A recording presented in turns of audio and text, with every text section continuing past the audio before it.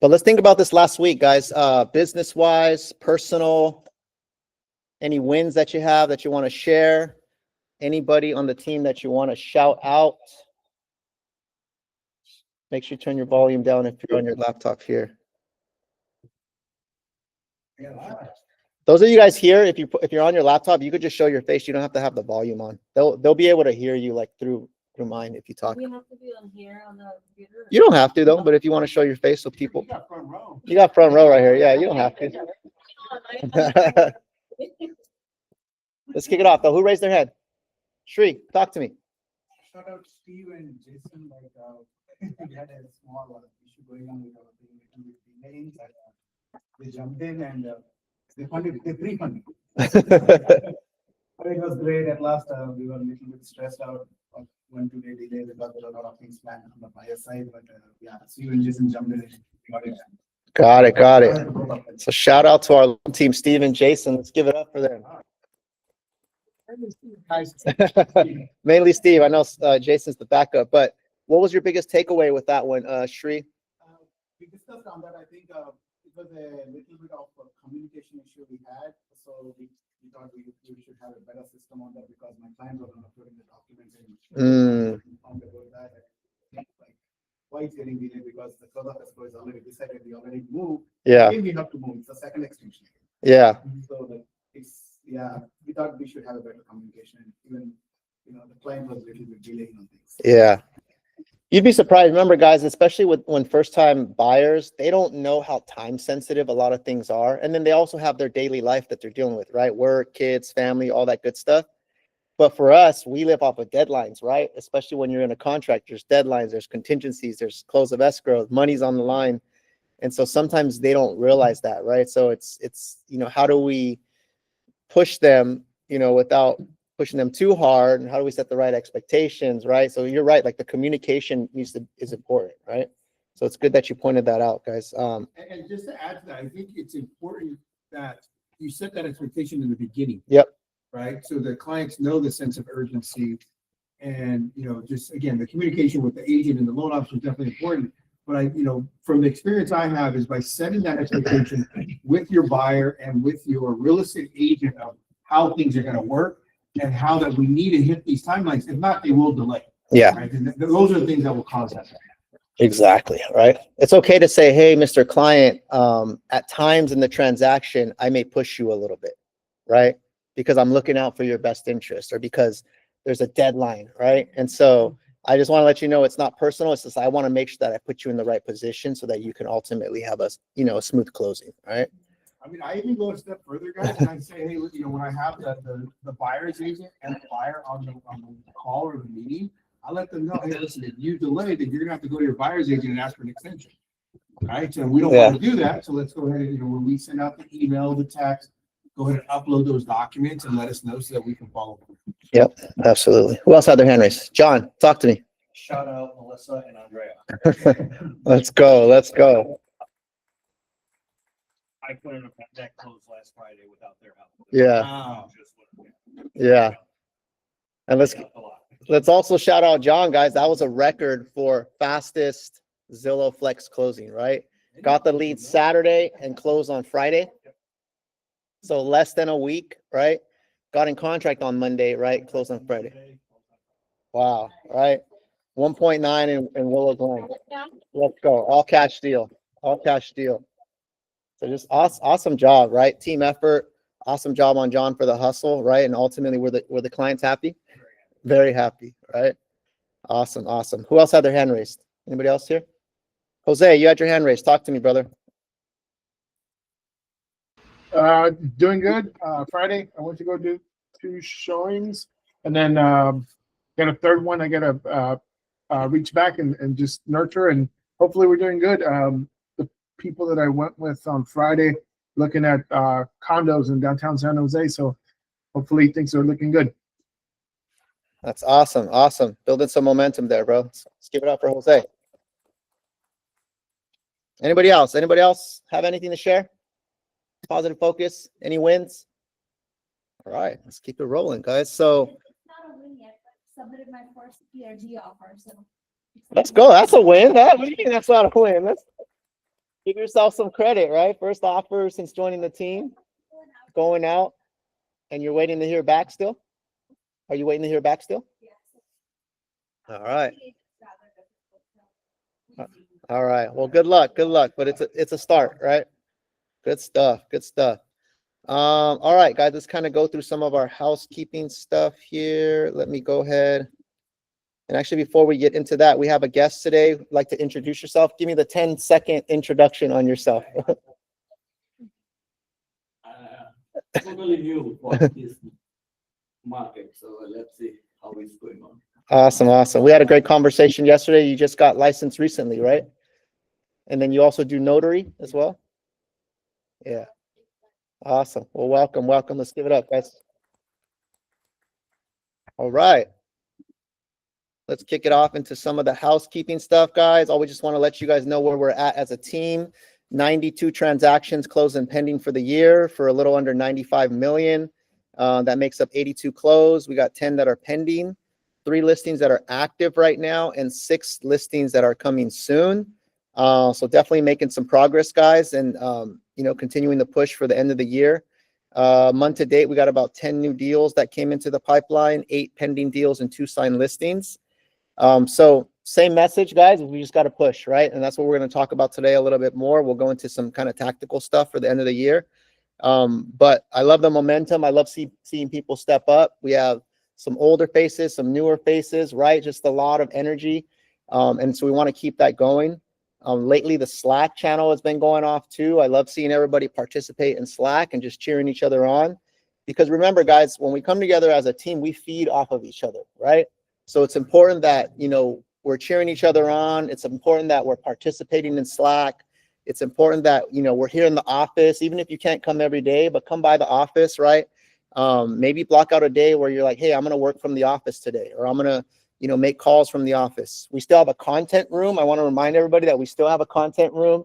If you want to shoot content, right? Let's not forget about that. That's an important part of our business. But I was thinking, earlier today,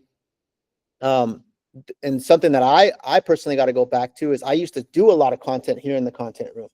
And because I've gotten busy with other things, I've kind of taken a step back, and I was going through some of my videos today, like just looking back at some of my old videos. And I shared like 4 of them. I'm like, man, there was actually some pretty good stuff in there. Just looking at some of the old messages, like just what I was talking about at the time. And so I'm like, dude, I got to get back to doing what I used to always do, which was, continue to build our brand, continue to, put ourselves out there, continue to put out content. But I want to remind each other of that as well, right? What are some of the things that we used to do, especially for some of you guys that have been here for a while? What are some of the things that got you excited that you used to do that maybe you stopped doing, right? Making videos, right? So that's something you can easily jump on, right? There used to be a lot more people coming to the office making calls, right? And it'd be a lot louder. Like that bell, I don't remember the last time I heard that bell ring, right? But how do we get back?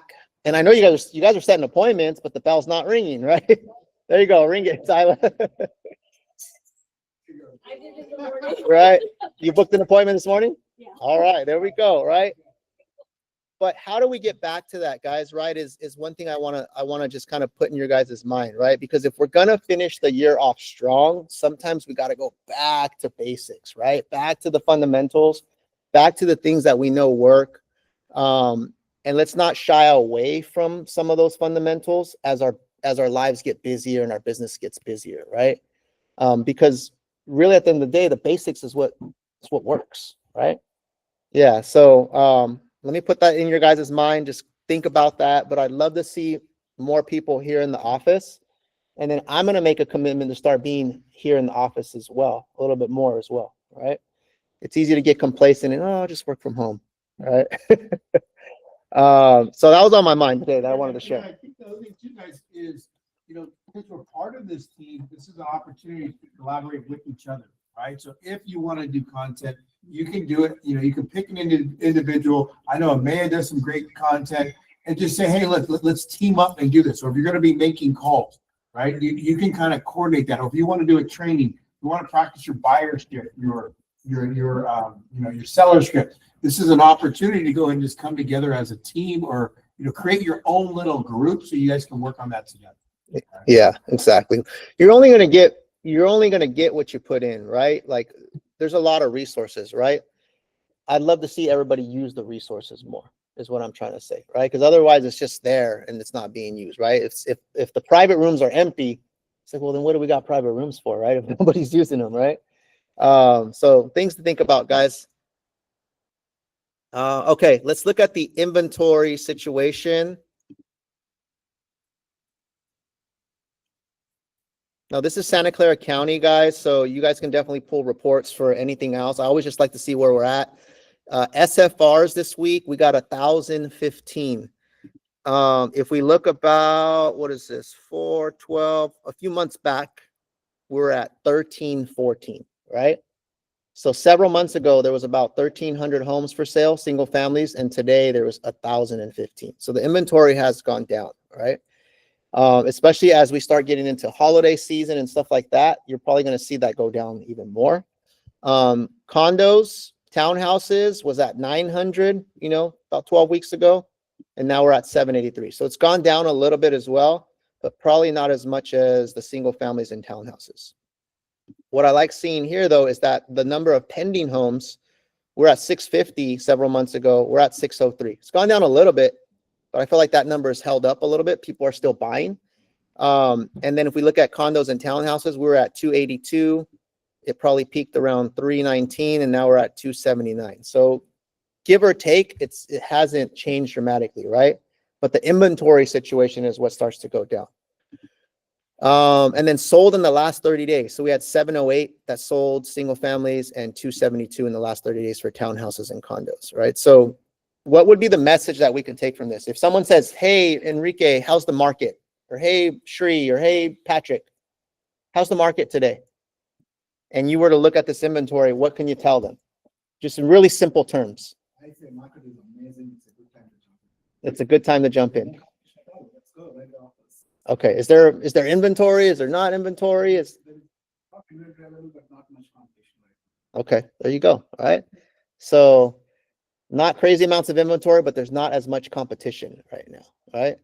And so if we look at the number of homes that are pending, right, 600, and there's 1,015 for sale, right? That's more than a month of inventory. It's about a month and a half of inventory, right?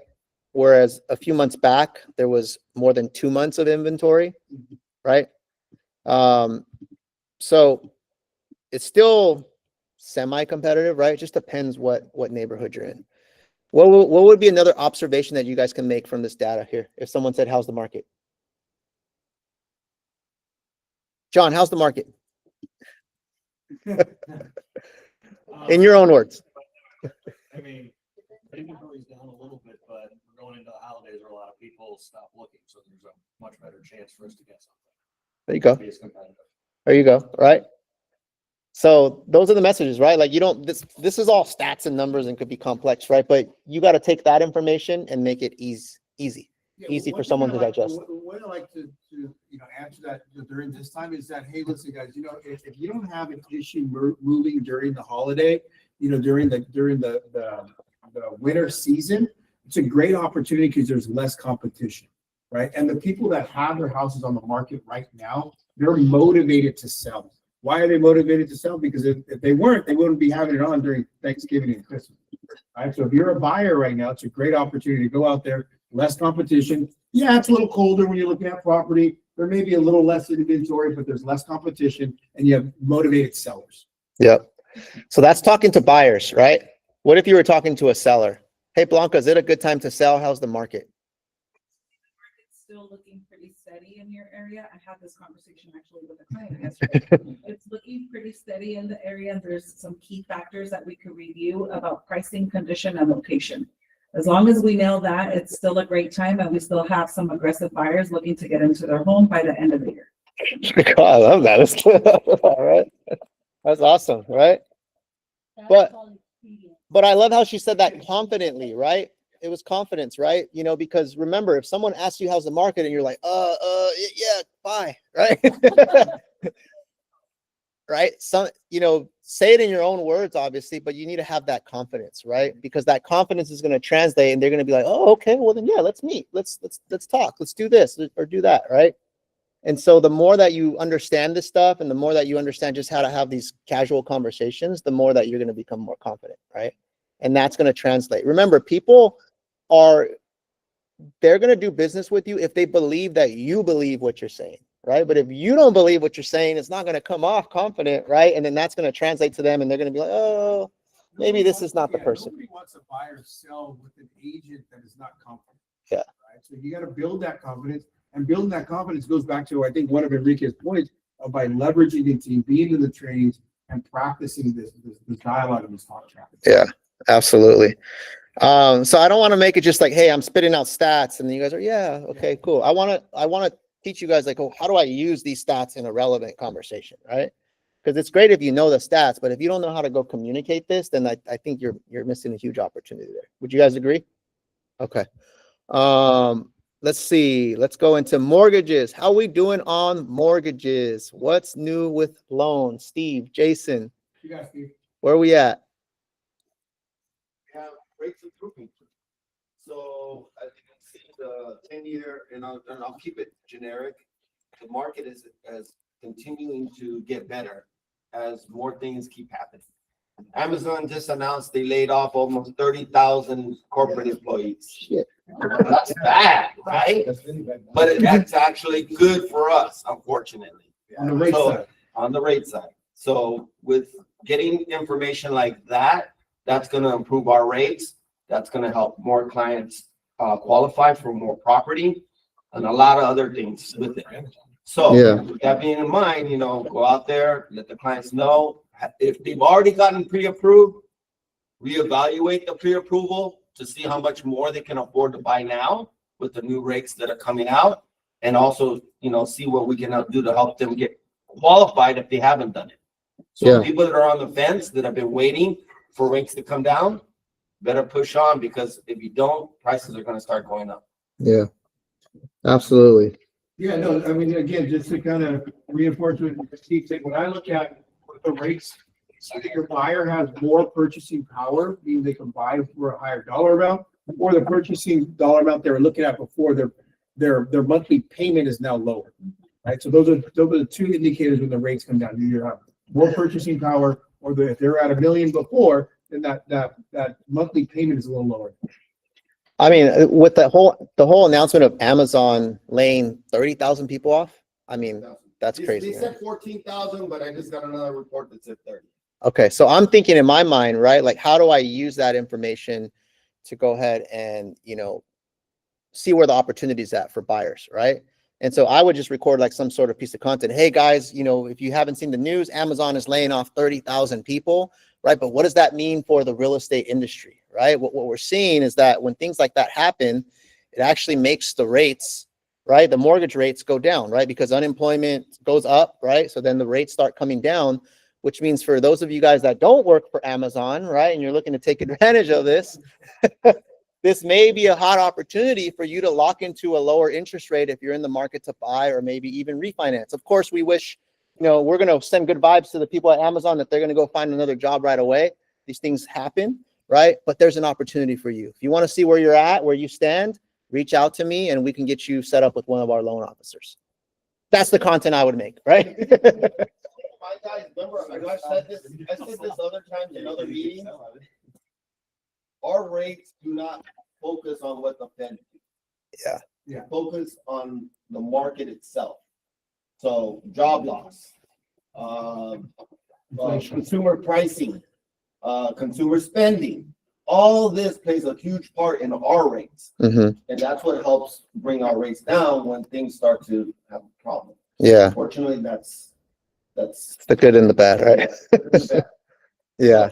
But with that being said, you get a good deal right now before the rates do drop, and then you can always refinance. Let me ask you, Steve, do you have an idea, like have pre-approvals or have applications increased since rates have came down? Oh yeah, within this last 3 months, we've had an increase of applications almost 35%.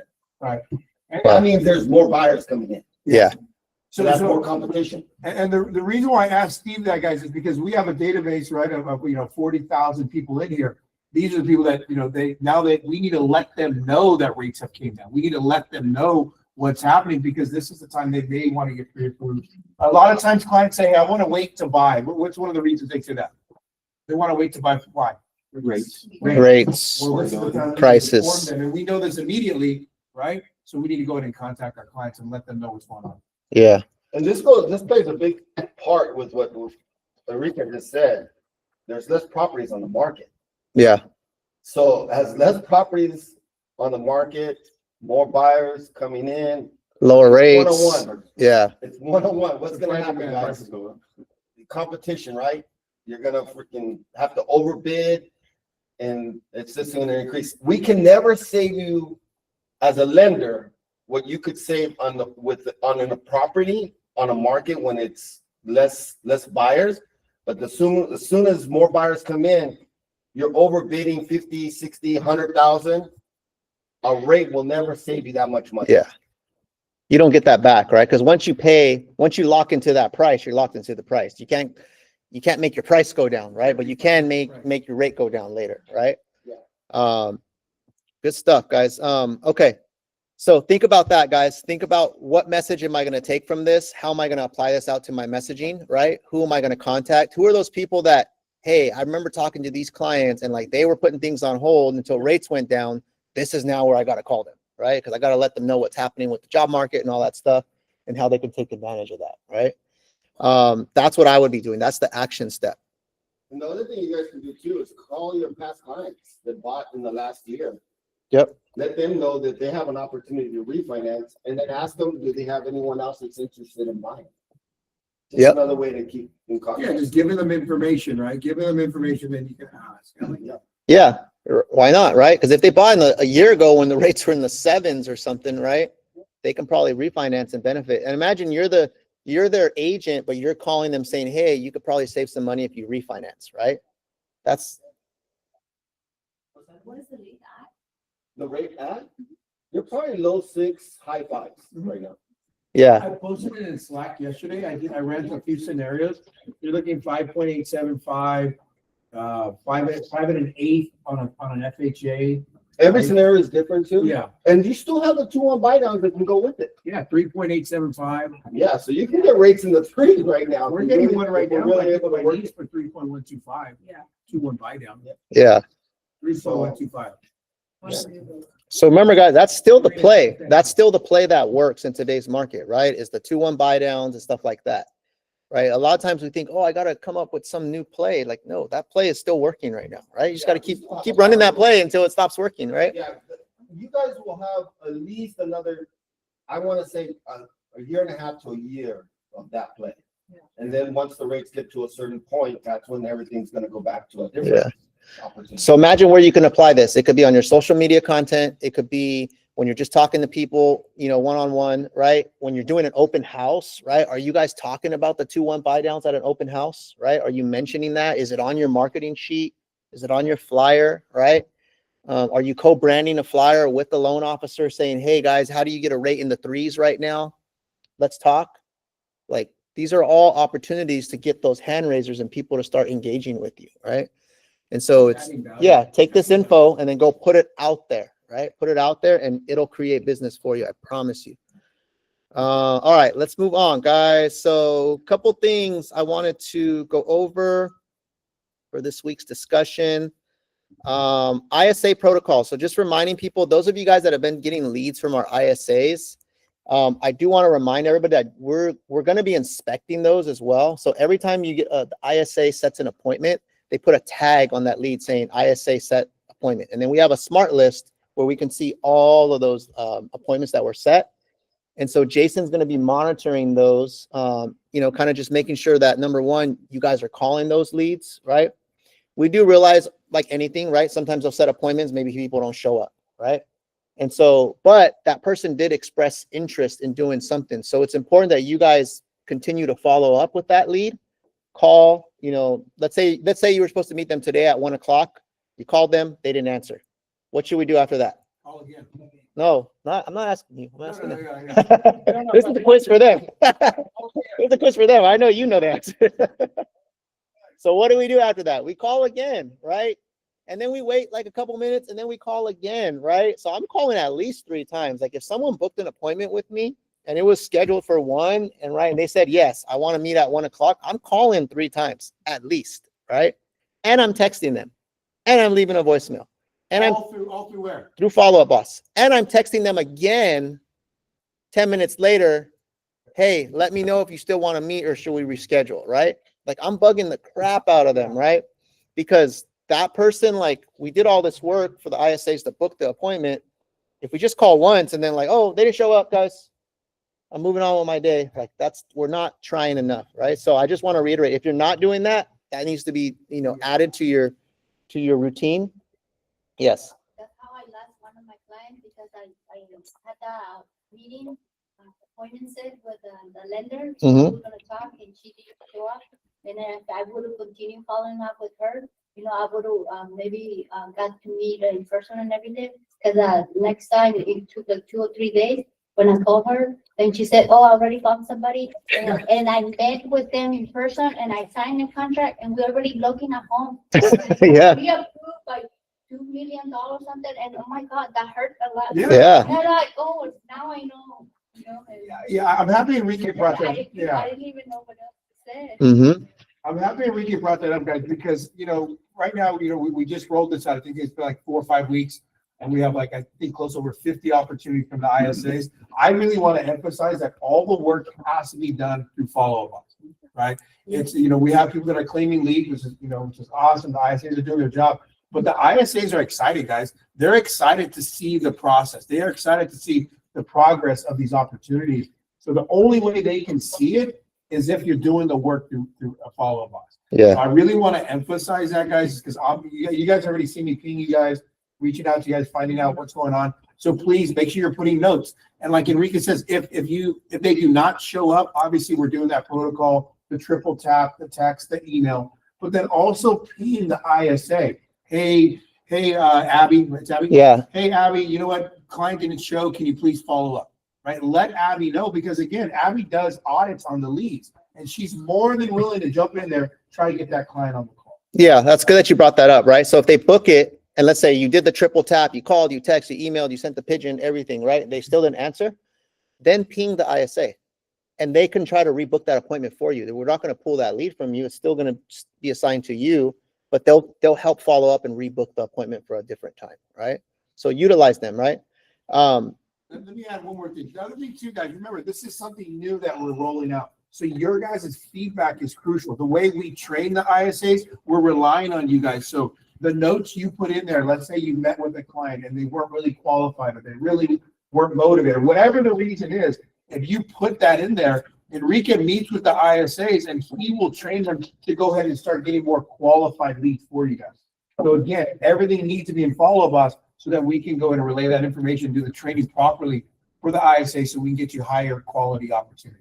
Yep, absolutely. Okay. So yeah, touching on ISA protocols. Another thing is just reminding everybody, guys, that the family photo day is literally within less than 2 weeks. By a show of hands, who has posted that on their social media or invited some people directly? Show of hands. Everybody raise your hand at home. If you're at home, click the hand raise button if you've posted family photo day or if you've personally text people and invited them to the family photo day. Okay. Planning on coming. Who's planning on being here? Okay. So even if you're not going to, like Mark, I know you got baby coming up. Even if you're not going to be here, still invite people, right? You're probably the only exception. You're about to have a kid, right? But it's okay to invite people, right? It's okay to invite people because we'll be here, right? But if it's just like, hey, I'm just not going, right? Like, yeah, I'm gonna watch football on that Sunday, right? I'm not going. I'm gonna be here, guys. I'm very into working out and training with my son and traveling with my son. My son has a big competition that weekend, and I'm not going with him. He's going to Ohio on his own, and I'm going to be here with you guys. So I would love everyone to be here. It's a great event, not just for our clients and friends and family, but it's also a great event for us as PRG. You know, we'll have food, we'll have music. It's a great time to kind of mingle amongst your colleagues, and it's a fun event. And it's a chill event, guys. It's not like like Day at the Park where there's just a lot going on. It's super chill because it's just here in the office, right? And people are popping in and popping out, taking their photos. So definitely be here, guys, and make sure you are posting it. Make sure you are sharing it. Make sure you are inviting people. It doesn't take that long. Like I went through my text yesterday and just started inviting people. Just copy paste, copy paste, copy paste. Change the name. Hey, John, and then change the name. Hey, Luis, right? Right? Copy and paste it, right? Just put it out there. And Enrique is also emailing our clients as well, guys. So Yeah. just understand that they are receiving emails. It's in Slack. Yeah, and Enrique is emailing the clients. Email, text, email. The emails, I got the email. So anybody who's in FUB, who's a past client, I already have the email set up. Those are going automatically, and it comes from you, just FYI, right? So whoever the agent is assigned, it comes on behalf of you. So you don't have to worry about emails in FUB. I already got that part taken care of. You just have to text people directly and call people directly, right? And I would call first because it gives you a chance to catch up. If they don't answer, then send them a text, right? It's a great event, guys. I mean, we get some awesome pictures, awesome feedback. I mean, I have a lot of my neighbors and past clients that they look forward to this event. So, Let's see how many people we got so far. We have 46 families RSVP'd, right? Our goal is 80 because remember, it's not usually each person is going to be like a few people because they usually bring a family. So we have 46 families. Our goal is to get to 80 families, right? And so we still got some work to do. A lot of people do RSVP last minute. It's just people procrastinate. But we can definitely get to that 80 if everybody just invites 2 people, like literally, right? 2 families, right? 2 families. It will be at 80 like by tomorrow. and bring your families too, guys. Yeah. It's a great opportunity to get some good photos. Bring your significant other, bring your dog, bring whoever, right? Whatever you want, your best friend. I don't care. Just come and take 3 photos, right? Just get here. Okay, where are we at? Okay, last thing, guys, last part of our discussion. We're flying through this. Is I want to talk about 65 days left. There are 65 days left, guys, in the year. Do we realize that? Did anybody realize that there was 65? Anybody not like just thought there was like more time? 65 days left in the year, right? Just sit real quick and just think about that, right? This year has gone by fast. Boom, boom, right? Boom. I remember it was New Year's. Right now it's like, boom, now it's gonna be New Year's again, right? 65 days. And so here's the thing, guys, is we need to be, if we want to finish the year strong, right? As a team, as individuals and stuff like that, we need to be laser focused in how we use these next 65 days, right? We're going to have family events. We're going to have travel. We're going to have holidays, all those different things, right? Go do that, right? But what are you doing in between those days, right? What are you doing up until the holiday or up until you travel or up until that family event, right? Are you jogging to that date? Are you sprinting, right? Are you like grind, and then I'll take a couple days off, right? Grind, right? That's what I think you should do, right? That's what I'm doing personally. But I know that what I do right now is going to be able to finish the year strong and set me up for a strong new year, right? The worst thing that you can do right now is like just coast and then you don't finish the year strong and you have a crappy start to the new year, right? Because everybody that you're transacting with right now, except for John, right? Where he got one last week and then he already closed it, right? That's the exception. But the majority of people, think about the deals that you just closed or the deals you got in contract or the people you're showing homes to, they're probably people you've been talking to for a while, right? Or that came in several months ago or sometimes 6 months ago or sometimes last year, right? And so those are also, if you're not following up with those people, those are also the missed opportunities. Because remember, there's like an incubation period, right? From when someone starts thinking about buying or selling, they have to go through all those motions of thinking about it, then starting to take some action, browsing online, kind of figuring things out. And then eventually, usually months and months and months later, they finally say, I'm going to talk to an agent, right? So you may have gotten leads a year ago that are going through that incubation period, and now they're ready to talk to someone, but you're not following up with them, right? Because you're too busy, right? Or because prospecting is not on your agenda. That's not a big part of your day, right? Yes. I'll admit, I lost two seller leads because I didn't follow up with them, even though they had said they had a time frame and they're already relisted. Yeah, that sucks, right? That sucks, right? When you talk to that person and you finally call them, you finally get around and they're like, oh yeah, we just bought a home. Yikes, right? Okay, that's one question. So for most of the leads that say, oh, we're not ready, maybe in 6 months, Yeah, I'm moving them to nurture. correct. Do you guys out of habit also set a task to follow up in, say, 6 months? That's a great question, right? That's a great question, right? So who has the answer to that? So if someone says, I'm ready in 6 months, when do you follow up? 1, 3. Couldn't I happen. say, in a month. Monthly. In a month after 3 months. Who the hell are you? Yeah, Never know when things can change. we got different answers, right? So the rule of thumb is you want to nurture them. Like if someone's a nurture, I would keep calling them once a month just to check in. Even if you call and say, hey, John, I keep using John because you're right there, right? Hey, John, hey, John, hey, how's it going? Just wanted to check in, right? I know you guys are a few months out, but I just want to let you know, hey, I saw this nice property. I thought of you, right? But you're already acknowledging, hey, I know you're 6 months out. So then they're not like, didn't I tell you I was 6 months out, right? You're calling and giving them some information, giving them an update, right? Shri, what do you got? I remember once Enrique said that was a great tool. Any person, I think, takes at least 10 to 12 times to remember us. Yep.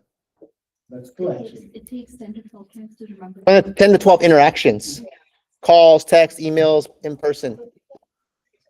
Like you, there were 100 people calling. Yeah. So if someone says, I'm ready in 6 months, but you've only talked to them one time, the chances of them forgetting you is like 99.9%. They're going to forget who you are. Does text count? It's almost guaranteed. Does text count? So let me ask you, have you ever gotten a text that changed your life? Okay, me neither. Have you ever gotten a call, a one-on-one conversation where you're like, man, that call left me feeling great? Okay, so answer the question. Does text count? No, right? I'm putting you on the spot. What I'm trying to say is that, guys, texting is a tool. It does not replace the human to human interaction, right?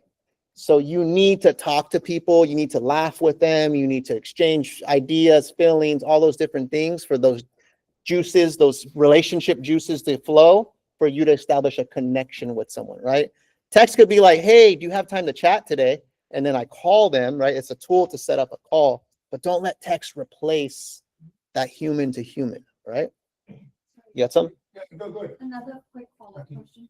So in between the gap, right? So say I talk today and then I talk again after another month.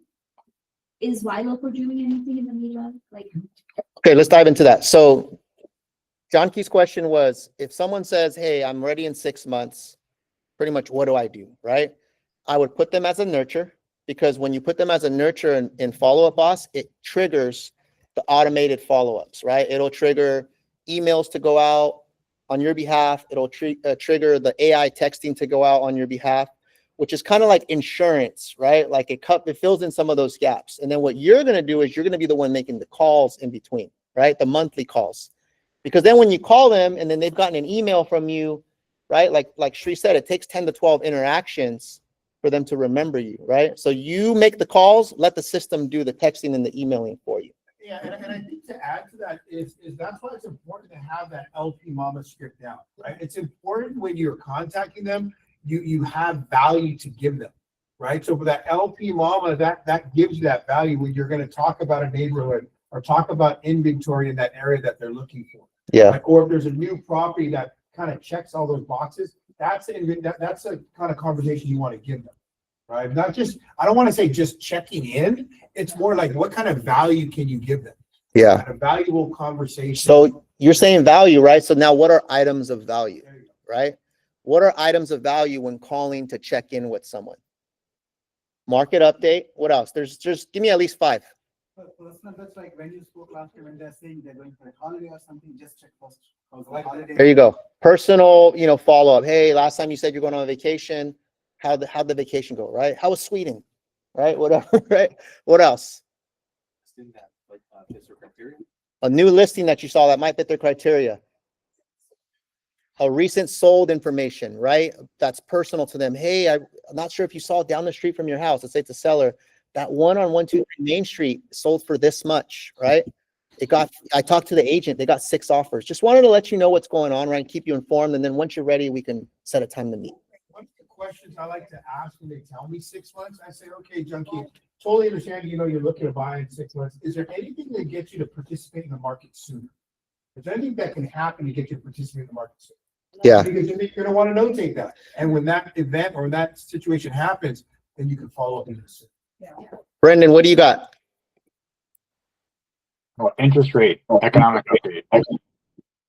Interest rate, economic update, right? Don't just assume that they know what's going on the news, right? Like, we know what's happening because we study this every week, but the consumer, a lot of times, it's out of sight, out of mind, right? So if you call them to let them know about the rates, hey, did you guys hear about the Amazon layoffs, right? I want to let you know what that's doing to rates. Imagine like, hey, this guy's calling me, telling me about the economy, right? Like no other agent's calling me about that, right? What else? Anybody else raise their hand at home? What's another item of value that you can give someone when following up? Okay. Family photo event, right? Let's say it's someone that you really hit it off with, like you met with them, you had a good interaction, invite them to the event, right? Like if I met with a seller and I know they're going to eventually sell and it's like a $2 million deal and I want to be in their good graces, wouldn't it be cool to just invite them to a family photo event? Even if they say, I can't make it, what happens by you doing that? Rapport. You build rapport. They see you as more than just another realtor trying to get my listing. They see you as someone who's trying to build a relationship with them. What would happen if they showed up? What are your chances of getting a listing if a prospect shows up to the family photo event and you're here and you share coffee with them and you interact with them, you get to see their dog and meet their kid? What would happen to your chances of you getting that listing? Goes up dramatically, right? And so remember, guys, sometimes we're thinking like it's just invite people because Enrique said invite people, right? This is like, it's a tool, right, for you guys to build your business. It's marketing, right? Free stuff. Who doesn't like to come to free stuff? Who doesn't like to feel invited to things, right? I'd say wishing for different cultural holidays. Cultural holidays, right? If Somebody called me for Diwali. Diwali, just right. So if you call someone and you wish them because you know they're that same culture, yeah, right. Absolutely. So remember, guys, is sometimes it doesn't have to be so much about real estate, although you could sprinkle that in. It can also just be that personal touch, right? You want people to remember you, right? And they're going to remember you by you being human, right? And just connecting with them. Jose, what do you got? It doesn't stop at Alliance. So the people that we went to go see condos, they're looking to sell their property. So start a conversation on, you know, your portfolio. Realty as a resource, you know. So I said, hey, you know, if you need somebody that could show you or help you protect your assets so you don't have to pay a lot of capital gains, we have somebody in-house too that we could, you know, get you in contact with. So it doesn't stop at just Alliance. There's other resources that we could put them in contact with. Yeah, that's a great one. I wasn't thinking about that. And extend the referral for a vendor. Hey guys, rainy season's coming up. We have a good person that cleans gutters, right? I just want to let all my, you know, my preferred clients know if you need some of these services, or we got this, we just partnered up with this, right? It's just giving, right? Giving stuff. And after those 10 to 12 interactions, when they are ready to buy or sell, they're going to be like, man, this junkie girl, like she's just different from every other agent, right? She's followed up. She's been helpful. She's been resourceful. She's not too pushy. Every time I talk to her, she's giving me something of value, right? Like she's the clear winner, you know? So when I buy, I'm calling her, you know? That's what you want to happen, right? It takes effort, guys, right? But then again, that's what we get paid for, right? That's what we get paid, what we get paid. Let's see. Okay, last couple of things, guys. What I want to do just a quick little discussion right here. I came up with some questions. I'm going to share these on the screen, and I want to open up.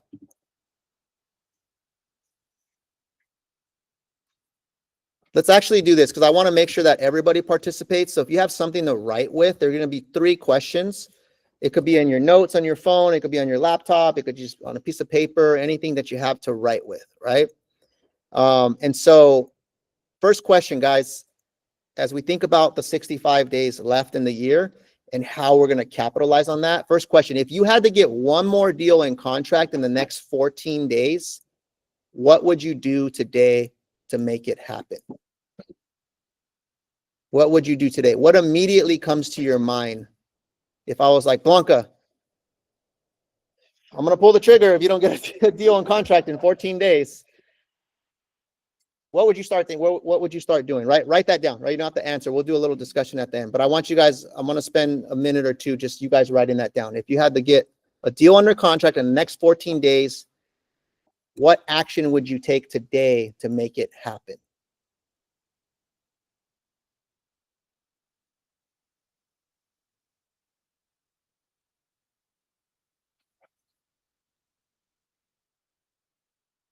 Those of you guys at home, write it down somewhere because this is going to be for you to keep, and then we'll discuss. Got a couple of minutes left.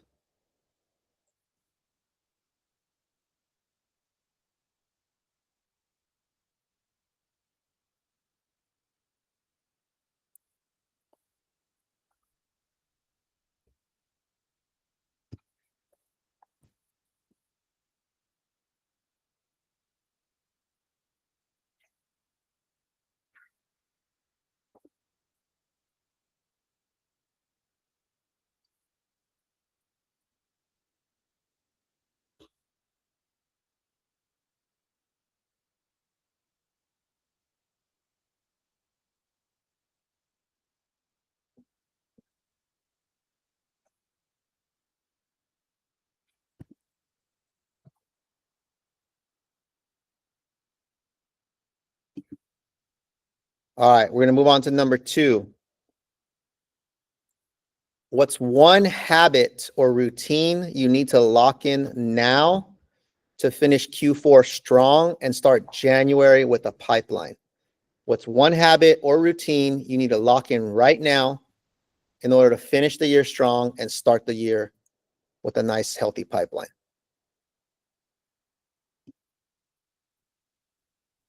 Write that down somewhere.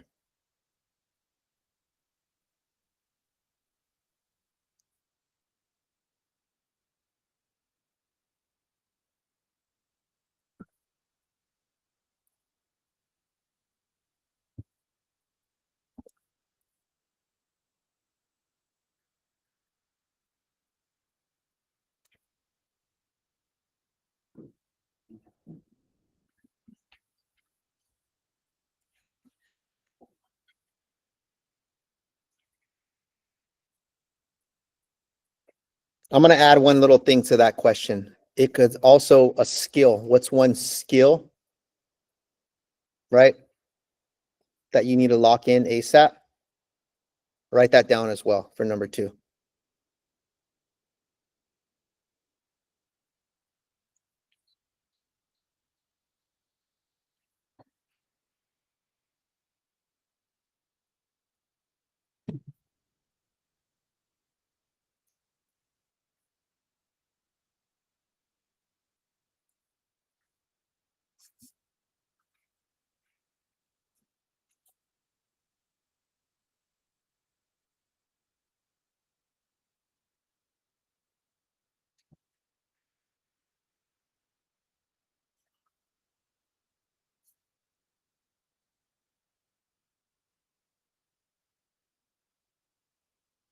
Okay, last one.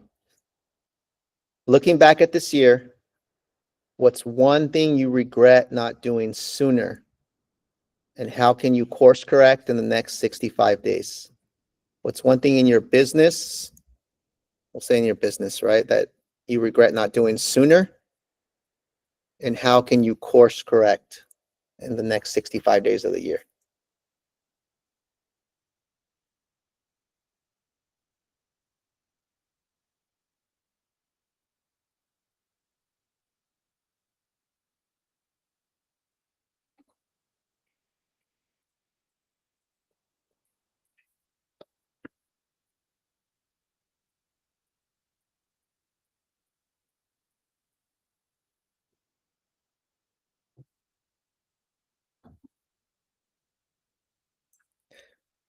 Should have joined PRG sooner.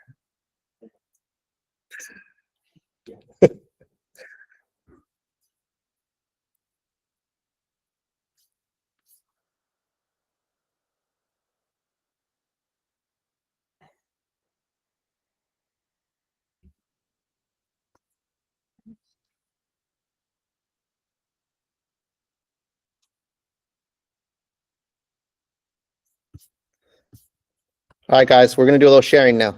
Everyone's written some stuff down. I need three hand raisers for question number 1. If you had to get one more deal under contract in the next 14 days, what would you do to make it happen? Jose, talk to me. It'll be call, log, so note, annotate, follow up, and take action every single day, follow up. So at every step of the way, just make sure that I'm constantly following up with anything that needs to be followed up so nothing slips through the cracks. So just go hard on the follow-up. Yeah, so if somebody said, okay, Jose, I want to buy a house or whatever, what's the next step? And then just follow every single day the next step. Make sure Okay. if we need to get in contact, we need to contact, email, call. If I need to show up in the escrow office or whatever it is, you need to follow up. You need to push it. There we go. There we go. Follow up, follow up, follow up. Excellent, excellent. Brendan, what do you got? You're muted. You're muted, Brendan. There we go. My next is actually right after this meeting. I'm going to talk to Mark and we're going to strategize on a new plan for one of our potential clients on either getting them into a new build area or in a new home. So that's the next step. So game plan, get really focused on what's going to happen with this client that you guys are working with. Yeah. Excellent, excellent. Okay, who else? What do we got? How about someone here in the office? Mark. I was gonna say, I would probably make a short list of probably like 3 to 5 of my hottest clients. And I would make a short list of like properties that fit their criteria and send them, the Y Local text link and email and say, hey, let's check out these, which day are you free? And then follow up every single day with like maybe a summary of the inspection report and say, hey, what, do you want to take the next steps? And then just try to move each one down the pipeline. There you go. I love that idea, guys. That's a solid idea, right? What Mark said, because it's not, I love what you guys said too, as well, Jose and Brendan. But it was a little more higher level, right? What Mark had more of a specific action that he would take. He said, I'm going to take my 3 to 5 hottest clients I have, and I'm going to identify properties that I think they would like, and I'm going to send those properties, right? Put the product in front of their face, right? Because then you could get them to go to a decision. Hey, do you want to go look at these? Yes or no?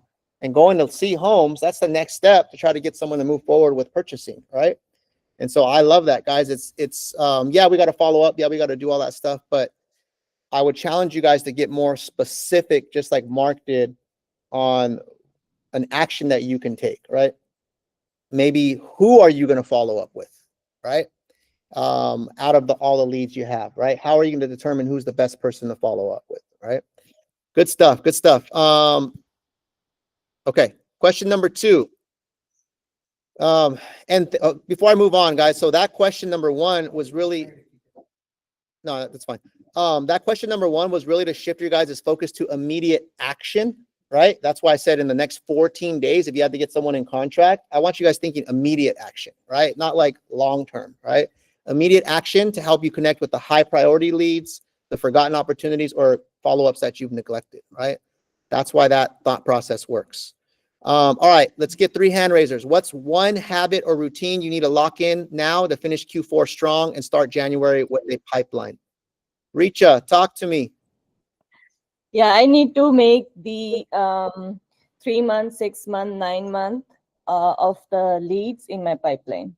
That's the one thing I missed, I think, in this year. Got it. So are you saying like go in and kind of categorize everybody? Yeah, I mean, hot leads are like 3 months. They will definitely buy within 3 months. Then I need to get my next set of leads for 6 months, 9 months, and focus on them as well, not just the hot ones. Got it. Got it. Okay. So start focusing on pipeline, what yeah. leads you have in different categories based off pipeline, based off timeline, and start attacking those ones. Okay. Awesome. Shital, what do you got? I want to learn to face the camera and create valuable social media content. So start facing the camera and creating valuable content. All right, you can start facing the camera today. I'm still anxious about it. That's why I have to come over it. No, I'm saying you could turn your camera on right now. Okay. Yeah, here you can see. There you I'm go. not well, Face that's the why. camera.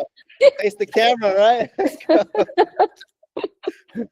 There you go. Put yourself out there. You know what's helpful in this situation of getting over your fear of facing the camera and putting out content?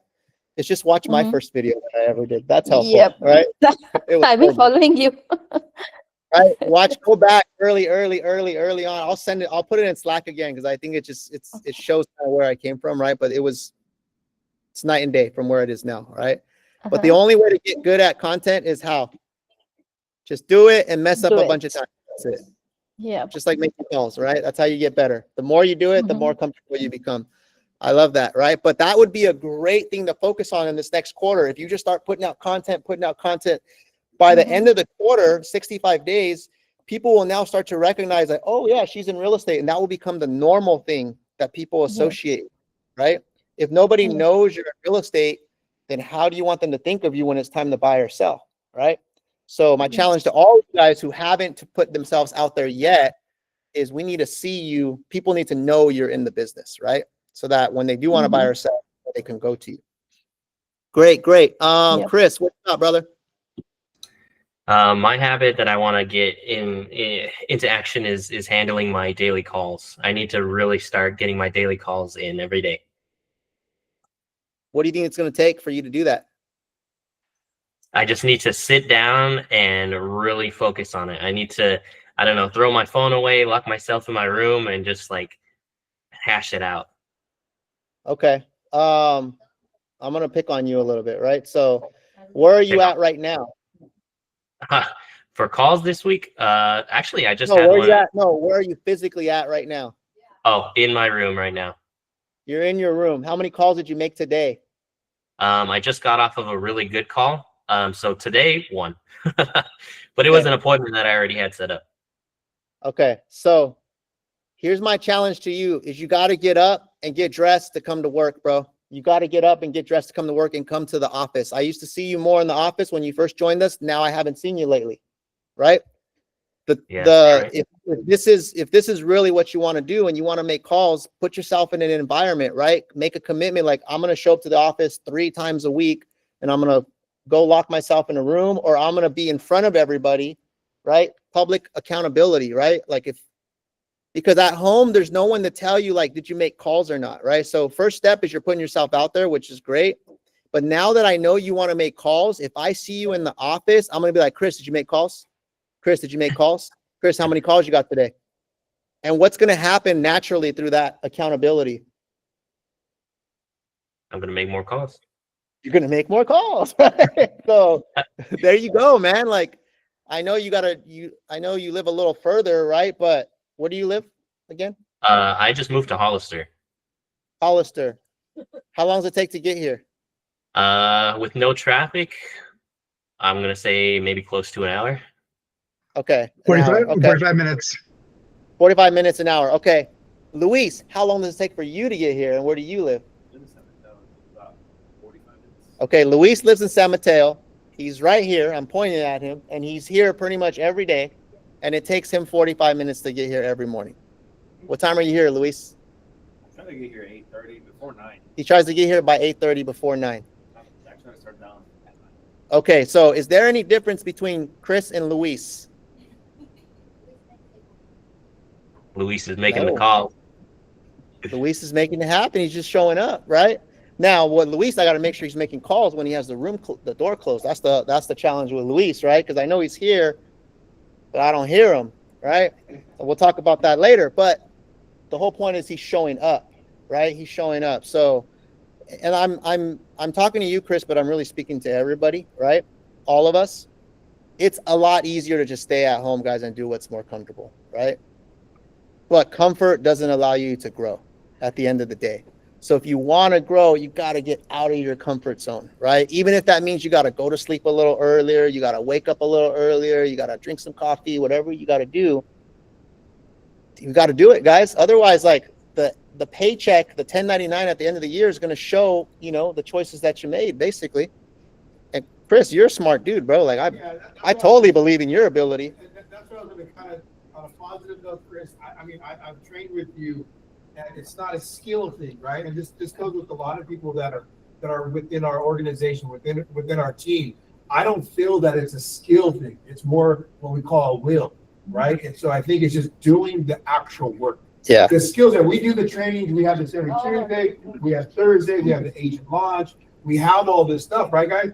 Now it's just really, really putting in the actual work, is doing that lifting. Yep. And I believe in all your guys' skills because we've trained together. Yeah, and let's just tell it like it is, guys.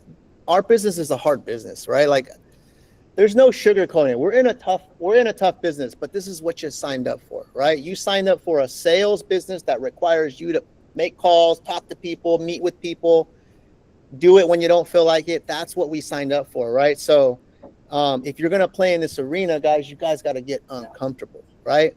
I did not feel like working out this morning, guys, but I committed to working out, and I work out Monday, Tuesday. I do only cardio on Wednesday, and I do Thursday, Friday weights as well, right? So I have 4 days that I work out. No ifs, ands, or buts. Even if I don't push that hard because I was tired, I'm still going to get the workout in just because I committed to that, right? Some days are easier than others. But it's the same thing, Chris, and anybody else listening, is that we just got to commit and we just got to make it happen, man. So I would love to see you here in the office making those calls, man. Thanks for being vulnerable, putting yourself out there. Yeah, absolutely. You'll see me more often. Let's go. Let's give it up for Chris, guys. All right. Last one, guys. I know we're 3 minutes over time. We'll make this one quick. Looking back at this year, what's one thing you regret not doing sooner, and how can you course correct in the next 65 days? What's one thing you regret not doing sooner? Come on. I need one volunteer. Oh. Okay, I'm going to have 2 volunteers because Zyla and Richa raise their hand. So we'll go Richa first and then Zyla. Oh, and then John. All right, we'll go 3. Come on, guys. Let's make it quick. Let's go. Richa, talk to me. Yeah, definitely making more calls. I regret that I haven't made enough calls. And the second thing is, I don't have the open house signs. I keep doing the open houses and not having the signs ordered yet. Okay, Richa, you know what you got to do. I'm not going to repeat myself of why you got to do it, but you've now declared. So are you going to course correct? That's my question. Yes, for sure. Okay. So remember, Richa just said she's going to get her signs and she's going to make more calls. So prove it. That's all I got to say. Prove it. Show me the signs, right? All right, good stuff. Let's go, Zyla. I stick with my leads for a long time, and because they pick up early and right away and talk to them, they're not realistic practically. So I stick them with a lot. Like, I will have them, they're not realistic. They will have by next year, next summer, next winter. So that was my mistake. So now I spoke with Jason last week, and I am getting very realistic with them. Got it. So that was my mistake in the whole year. Okay.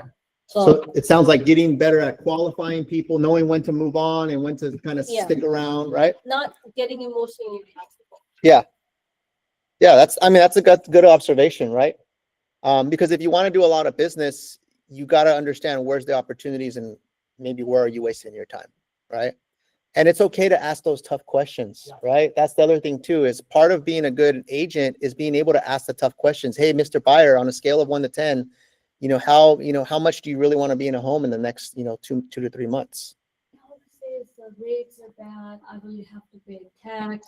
So these are the Yeah. questions. These are the real questions, but they're stopping them. They will never come out of that. So then keep peeling that layer back. Okay, hey, the rates are high. Yeah, the rates have changed, right? But if I was able to get you into a program where you could take advantage of a lower introductory rate, or if we were able to find you the right house and the payments made sense, on a scale of 1 to 10, how soon would you want to be in that property? Right? You see how, like, I'm not afraid to challenge you, I right? do these kind of things. Before that, I didn't hang up. Yeah. So, but that's okay, right? Because the quicker you get past those ones, you'll get to someone that is like, oh yeah, no, if you could do that, then yeah, I'm ready to move forward. And then you're not wasting time just on that one, right? So great observation. All right, John, close it out for me. What do you got? business earlier, picking up my open house signs today. Let's go. Let's go. And more content, should start doing content a lot earlier. More content and investing in his business. Guys, the biggest investment you can ever make in life is what? In yourself, right? Which includes in your own business, in your education, in your mindset, in your physical, your spiritual, all those different things, right? So you got to invest in yourself, right? No one's going to do it for you. Yeah, you could borrow our 4 signs that are falling apart, right? But is that really how you want to operate your business, right? You know, and now that you close that one in 1 week, man, like pressure's on, right? Like we got to keep that momentum up, right? That we know you're capable of, right? So I think that's a great thing. I think we can all take from that. And I think that's a positive note to end the meeting on, right? So let's clap it up, guys, for everybody. Thank you, thank you, thank you. 65 days left.